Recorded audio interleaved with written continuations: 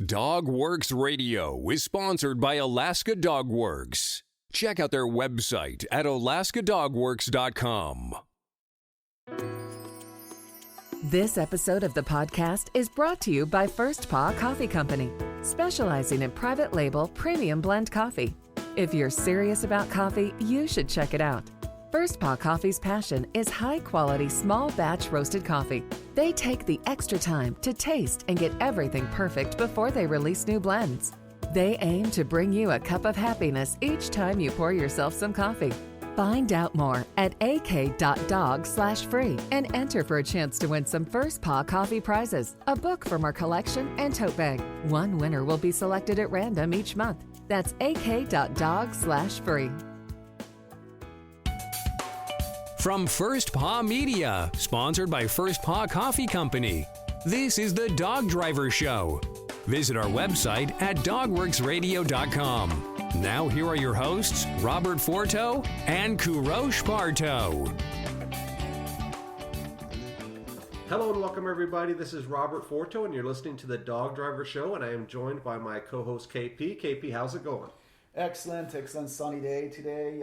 16 degrees Fahrenheit this morning in Chugach, Alaska. Beautiful weather, perfect for running dogs, and we're so excited to get started with the fall training. Yeah, looking forward to it. Today we have a musher calling in from Quebec, Canada. His name is J.R. Saucier. He is an open class musher, and he also is a cart builder. Is that right?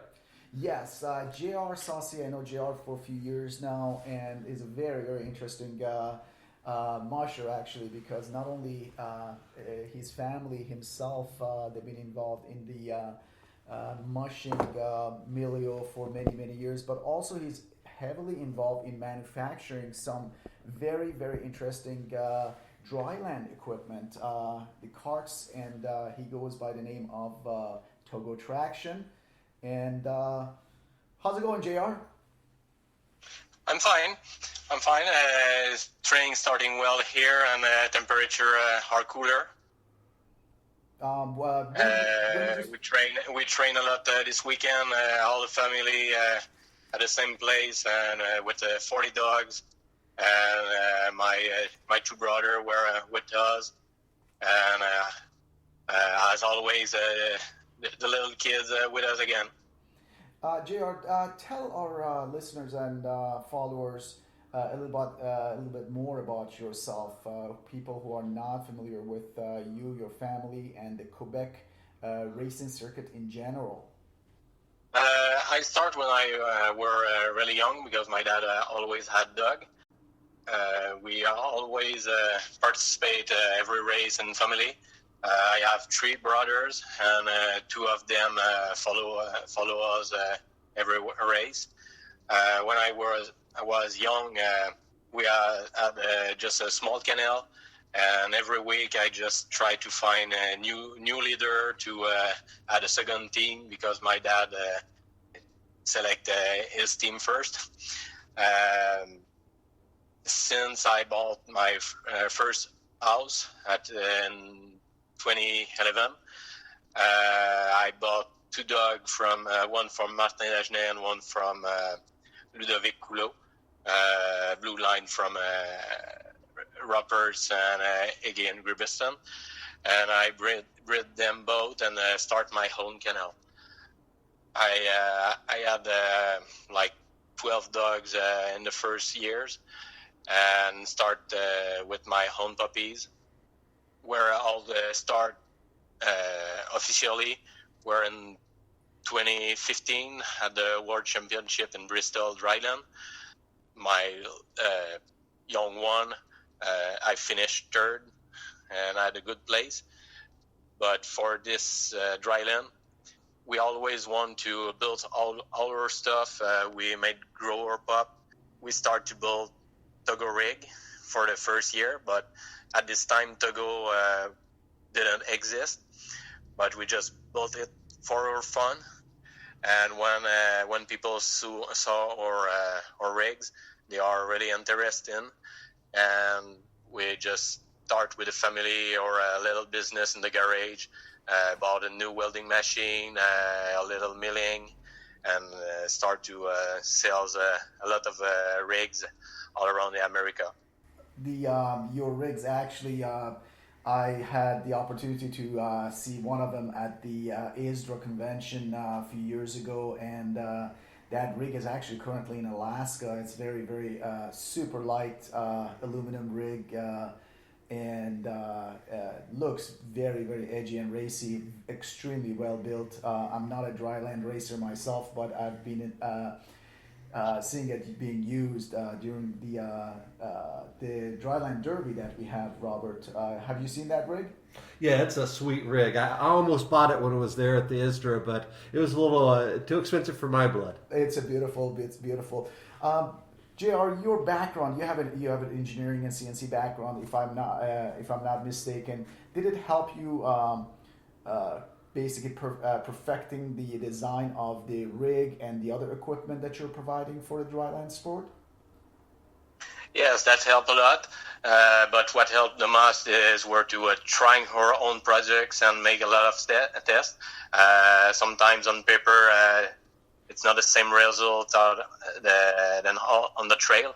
Every year we increase our model. Every season we are a new upgrade on everyone. Different angle fork, different front wheel, different geometry. We always put a little update to bring them either level. Like it's we are only building three wheel rigs. It's not the more stable thing, but we can do something stable with only 3 wheels. But we have to work on the geometry to allow that. What is the maximum number of the dogs that you've put in front of the Togo traction cart? I'm curious. I just tried with 8. That's a lot enough. Bristol, maybe I will try 10 on the Bristol Dryden track, but it's the only place I will be safe to get 10 dogs. It's not the number of dogs is the problem. The problem will be if you have to stop and if you have to hold the dog. When you go, it's that's enough stable. It's not a problem. But like your light, the wheel is really light. You can just stop on 2 wheels, because if you stop too much on the front wheels, you can lose the stability and fall down. And you don't want to fall down with a 10-dog team. But 4 and 6 dog are more safer for. Yeah, how much does it weigh, this cart? And I believe it's aluminum.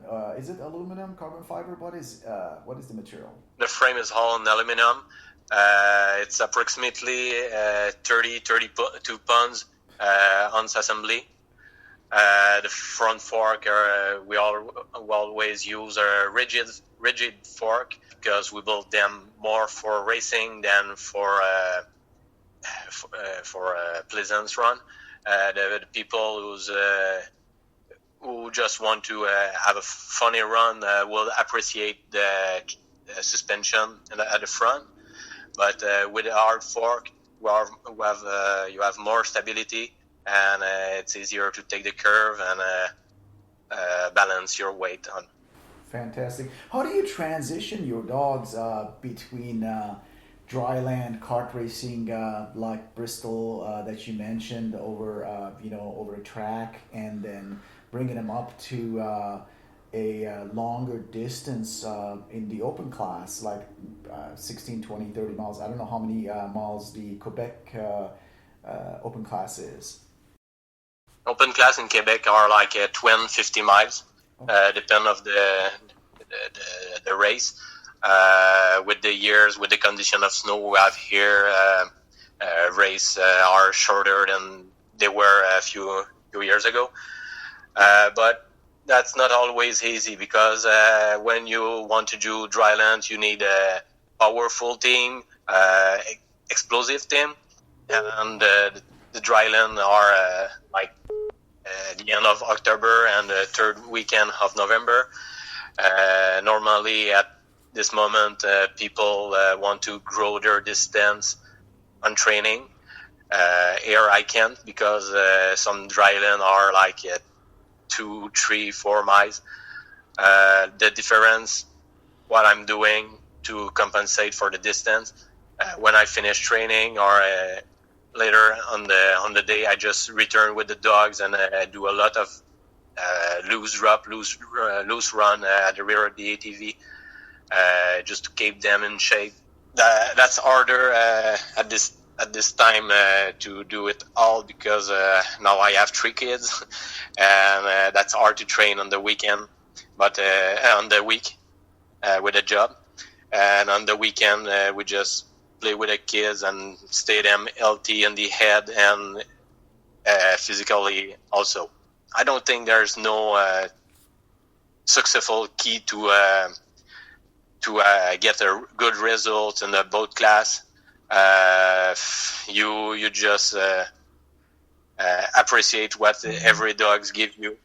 My team are combined from smaller females and bigger males.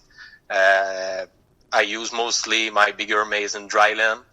The females in winter bring me up a little more for the distance. My male are there for their strong, and female for the speed. I don't think there's any success to combine the boat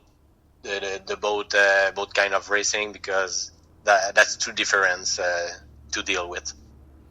I agree. When we had an interview, a conversation with Jan Boots Dietmar in Wisconsin, who is also extremely involved in both dry land and limited class on snow, and she was actually mentioning that she had 2 separate group of dogs. One, this big, 60, 70 pound males who can only handle, 3, 4, 5, 6 miles, and then smaller dogs, the typical sled dogs, who are there to go 10, 12, 15 or whatever miles in order to be successful. How many dogs do you have right now currently, JR?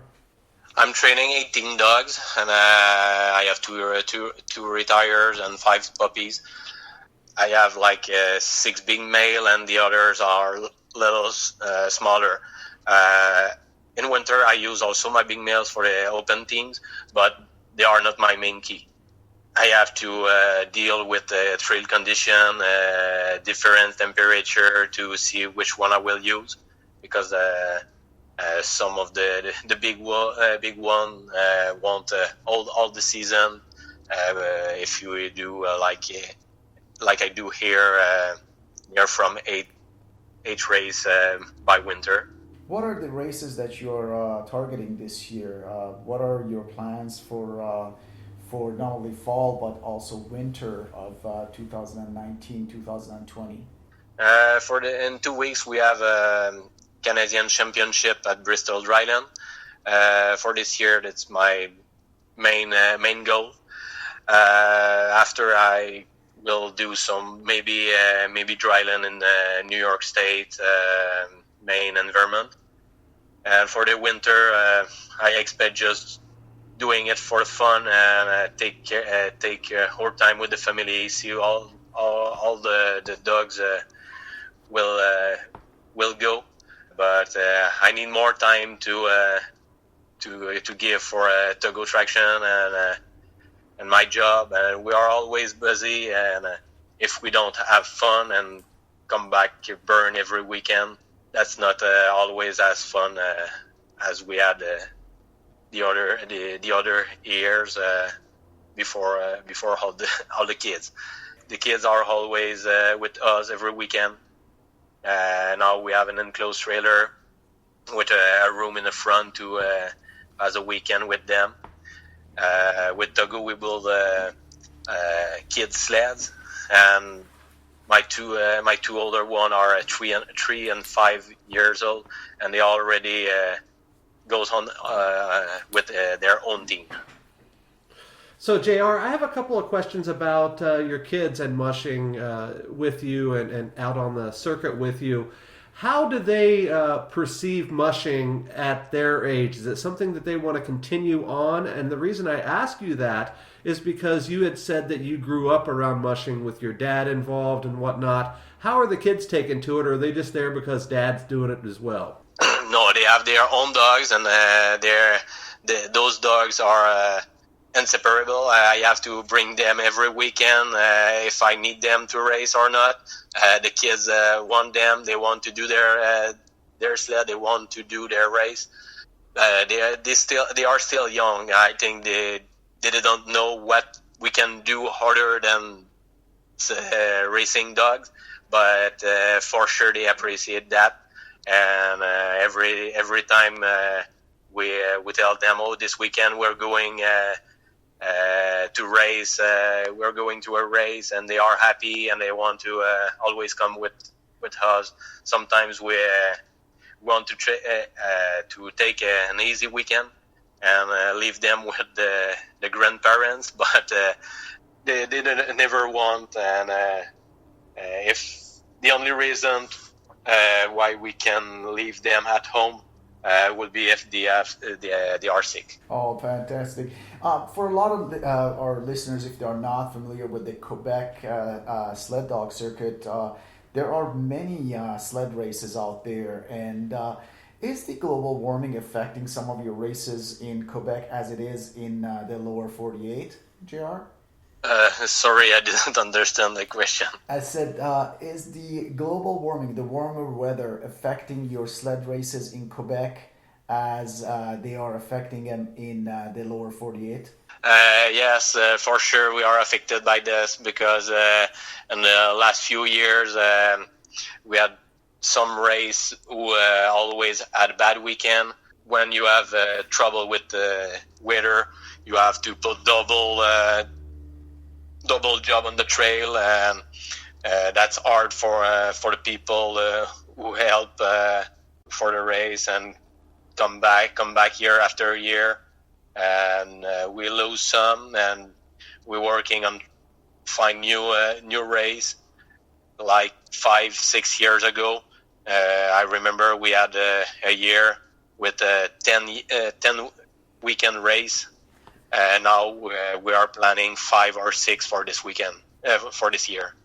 Wow, that's it's unbelievable. Here in Alaska, we are fortunate enough not to be in as bad of a situation as some of the other places in Europe, in Canada, or in the lower 48, and I believe that's why our dry land is not as intense as what we have down south, I believe. Gerard, you're also the distributor for Dandler Sleds, and you have done a phenomenal job supporting some raffles and giveaways to different clubs, different races, or different organization. Just out of curiosity, do you sell more sleds or do you sell more rigs? I sell more sleds for sure. Sport is more popular all around Canada. For the rigs that we sell mostly in USA, maybe because of the bad weather on the past years, I think people from USA are more interested in dryland. But in Quebec, it's also becoming the same situation. A lot of musher are turning to dryland to get a bigger season. But we definitely sells more sleds than rig. A lot of people are more scary about rig. I would be, definitely. When you're switching the gear between dry land and sled training, do you change your diet also, or you maintain the same diet throughout the year? No, I keep always the same all year long. I feed with Nutriso Super Performance and trout. I think this forum will give us a good success with all the supplements. We just adjust in consequence with a condition outside, and the feeding program is still the same all year long. So you add no additional supplements or fat or anything as you're increasing your distance? For the fat, the trout is more fat than you can think. I don't have to give them a lot to adjust the shape of the dog, and I like to feed with this. JR, we always finish the show with the same question, and I hope we can get some insight from you as well. My question is, if somebody were to be involved with mushing for the first time and they were to ask you for one piece of advice, what would you tell that person? Be sure to always take in mind you have to have fun in what you do. Don't put you too much pressure. Don't grow too fast, and learn from your mistakes, and you will find a way to get a success if you take all the advice from the older one. Excellent. KP, anything in closing? No, JR, I just wanted to thank you for spending the last 30 minutes with us, and I really, really look forward to see you come to Alaska. I know that you've been chatting with me about the idea of potentially one day coming to Alaska and race the circuit, the open class circuit here with us. If you have any sponsor, anyone you want to thank, this is the time. I want to thank NutriSource. They are my main sponsors, and all our partner with Togo Traction, like Bula Kickbike, Denler Sleds, and our rig, it's all the stuff we use, and we are happy with them. Fantastic. Well, good luck to you, and hope to chat with you soon. Thank you, JR, for being on the show. On behalf of my co-host, KP, this is Robert, and we'll see you guys next time. Goodbye. This episode of the podcast is sponsored by First Paw Coffee Company. Learn more at firstpaw.coffee. From First Paw Media, this is the Dog Driver Show. We hope you enjoyed this podcast, and we invite you to subscribe in Apple Podcasts, Spotify, Stitcher, or wherever you get your podcasts. You'll find a link on the episode notes. You can tap or swipe on the episode cover art, and you can see some offers from our sponsors. You can support our show by supporting them. If you like what you have heard, we would love it if you could give us a 5-star rating and tell your friends how to subscribe too. Your hosts are Robert Forto and Parto. Our producer is Robert Forto and created for First Paw Media.